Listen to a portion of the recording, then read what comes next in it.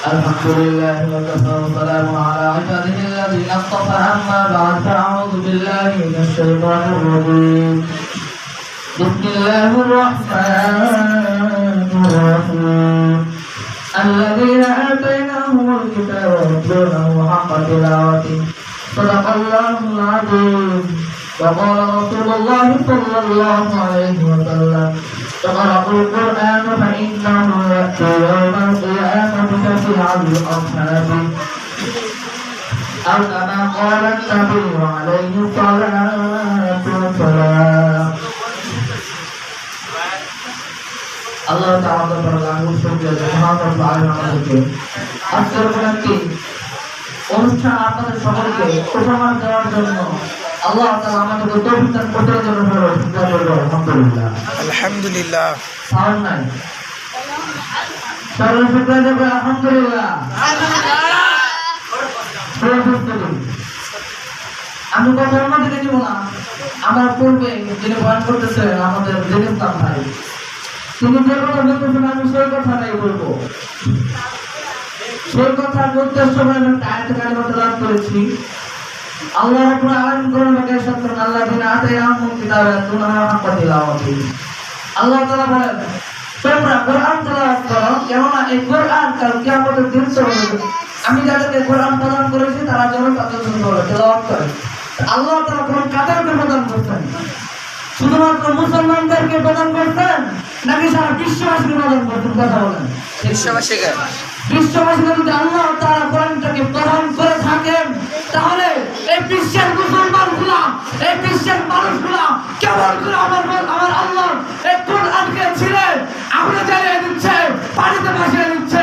আল্লাহ বলতে চাই তোমরা কোরআনকে আগুনে জ্বালিয়ে দিতে পারো পানিতে ভাসিয়ে দিতে পারো কিন্তু 7 বছরের বাচ্চা 10 বছরের বাচ্চাকে তোমাদের সামনে দাঁড় করে দিয়ে আমরা এটা প্রমাণ করতে চাই তোমরা কারণের কোরআনকে আগুনে জ্বালাতে পারো কারণের কোরআনকে পানিতে ভাসাতে পারো কিন্তু জ্যান্ত কোরআন এখনো জিন্দা দাঁড়িয়ে আছে ঠিক কিনা আল্লাহু আকবার আল্লাহু আকবার হুশিয়ার সাবধান আল্লাহু আকবার এই কোরআন সাধারণ কোন জিনিস নয় এই কোরআন যখন আমার রাসূলের উপর নাযিল হয় মা আয়েশা রাদিয়াল্লাহু তাআলা থেকে বর্ণিত রাসূল আকরাম সাল্লাল্লাহু আলাইহি ওয়াসাল্লাম আয়েশা রাদিয়াল্লাহু তাআলা আনহা রানের উপর শুয়েছিলেন তখন রাসূলের উপর জিবরাইল ওহী নাযিল করতেছিলেন তখন আয়েশা রাদিয়াল্লাহু তাআলা আনহা বলেন তখন আমার অবস্থা এরকম হয়েছিল যখন কষ্ট পাবে বিদায় আমি আমার জিহ্বাটাকে কামড় মেরে ধরে রেখেছিলাম তাহলে চিন্তা করেন এই কোরআন নাযিল হতে কতটা কষ্ট হয়েছে কিন্তু এই কোরআন দিন নাযিল হয়েছে আল্লাহ তাআলা কোরআন আমাদেরকে দান করেছেন এই কোরআন আমাদের তার কাছে নাই তাহলে প্রভু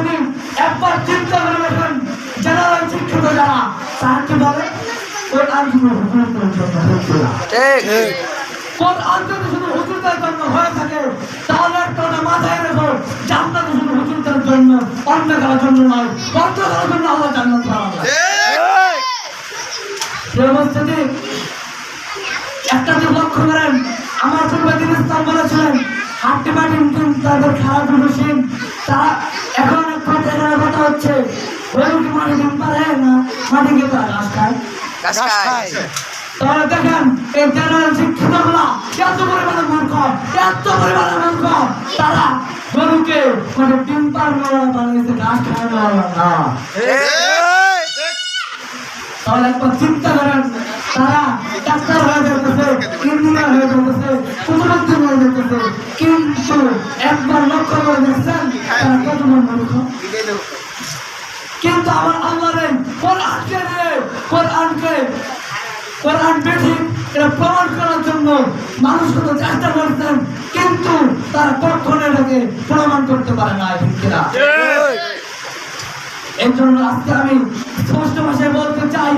স্পষ্ট ভাবে বাণী শুনে যেতে চাই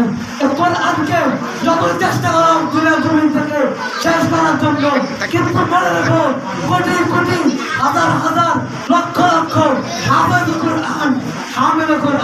এখনো জীবিত আছে, তারা মরে যায় নাই, তারা মরে যায় নাই, তারা এখনো জীবিত আছে, ঠিক কিনা? কি অবস্থিতি? আল্লাহ রাব্বুল আলামিন আমাদের প্রত্যেককে কোরআনকে তার নিজেদের সিনায় নেওয়ার জন্য তৌফিক দান করে সবাই বলে আমিন। আল্লাহ রাব্বুল আলামিন আমাদেরকে এত মহব্বত করেন, এত মহব্বত করে মাঝে এনে আমাদের সম্মানকে বাড়িয়ে দিয়েছেন, ঠিক কিনা? তাহলে আরেকদিকে লক্ষ্য করেন, স্কুল ভার্সিটির ছেলেমেয়েরা তারা যত বড় হোক লাগলো একদিন জুতার বাড়ি খাচ্ছে, ঠিক কিনা? জুতার বাড়ি খাওয়া দিচ্ছে মানুষ হচ্ছে নম্রতার মতো। কথা বলেন, কথা বলেন। জুতার বাড়ি খেয়ে আমি জীবন শেষ করতে চাও, তাহলে চলে যাও যাও, মেয়েদের জুতো ঘুরবা, তেমন সমাজে পার হয়ে যাবা। আমার আল্লাহ রাব্বুল আলামিন সব বিধান দিয়ে দিয়েছেন, তোমার ভালো না লাগে বিয়ে করে ফেলো। কিন্তু তোমার বর্তমান জামানার কি অবস্থা, কেমন একটা অবস্থা, মানুষগুলা সব ধ্বংস হয়ে যাচ্ছে, দিন দিন নারীদের পূজনা করে জীবন নষ্ট হয়ে যাচ্ছে। কারণ কি? নারী শয়তান নারীদের রূপ ধরে তাদেরকে ঠকা দিচ্ছে, ঠিক কিনা? আল্লাহ রাব্বুল আলামিন দুনিয়ার সকল জগৎ থেকে আমাদের অনুরোধ করুন, সকলে বলে আমিন। ওয়া আখিরু দাওয়ানা আলহামদুলিল্লাহি রাব্বিল আলামিন। আসসালামু আলাইকুম ওয়া রাহমাতুল্লাহি ওয়া বারাকাতুহু।